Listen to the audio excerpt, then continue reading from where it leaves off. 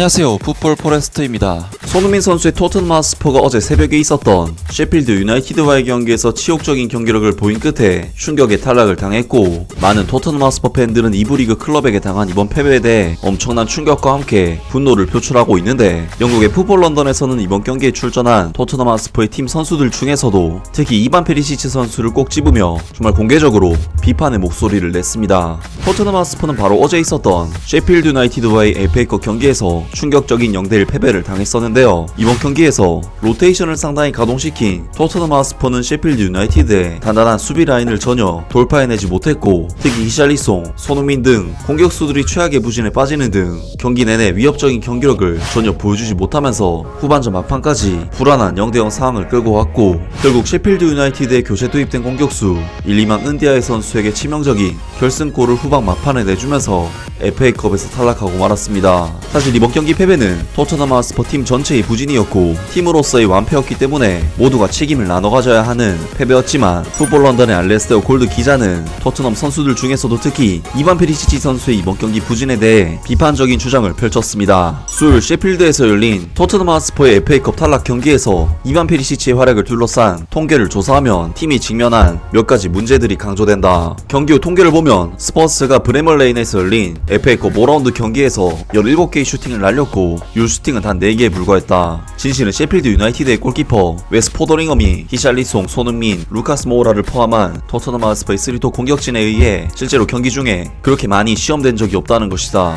그래서 최근 월드컵에서 브라질의 주전 공격수에 작년 프리미어리그 골든부트 우승자의 챔피언스리그 준결승전에서 해트트릭을 기록했던 토트넘의 공격수들은 그들의 진영에 퍼진 질병으로 인해 하위리그 클럽인 셰필드 유나이티드의 골문을 위협할 만큼 충분한 능력이 없었다. 토트넘 하스퍼의 두 윙백인 이반 페리시치와 페드로 포로의 경기력에 대해 생산된 통계를 보면 얻을 수 있는 점들이 있다. 한 명은 챔피언스리그, 이탈리아 세리아, 분데스리가 우승자이고, 다른 한 명은 스포팅 CP에서 1월에 4천만 파운드에 영입한 선수다. 특히 34세 이반 페리시치는 이번 경기에서 11차례 크로스를 시도했지만 단 한 차례만 토트넘 셔츠를 입은 누군가에게 닿았다. 여기에 전반전 조지 발덕의 정강이를 크게 차버린 이 크로아티아 선수는 10개의 롱볼을 전방으로 보냈지만 그 중에 4개만 동료 선수에게 도달했다. 페리시치는 이날 3개의 키패스를 기록했지만 57.6%의 패스 성공률을 기록하면서 셰필드 유나이티드의 공격수 빌리 샤프가 42.9%로 원치 않는 왕관을 차지한 것에 이어 경기장에서 두 번째로 최악의 수치를 기록했다. 페드로 포로는 3번의 크로스를 시도했지만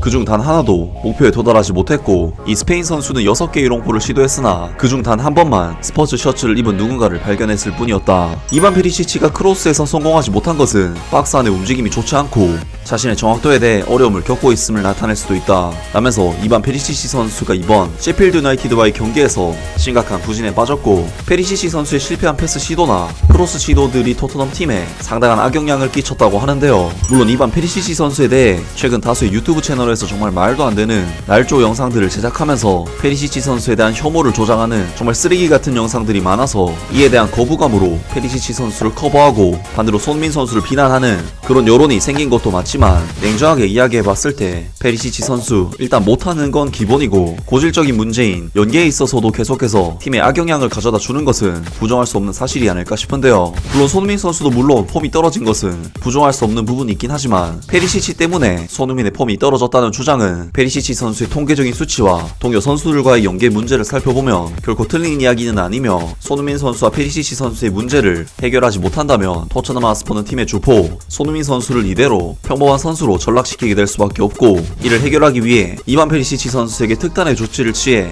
전술적인 지시를 한다든지 아니면 극단적으로 이적에 대한 생각을 할 수밖에 없는 그런 상황이 아닐까 싶습니다. 아무튼 오늘 영상은 여기까지고요. 영상 재밌게 보셨다면 구독과 좋아요 그리고 댓글 부탁드립니다. 감사합니다.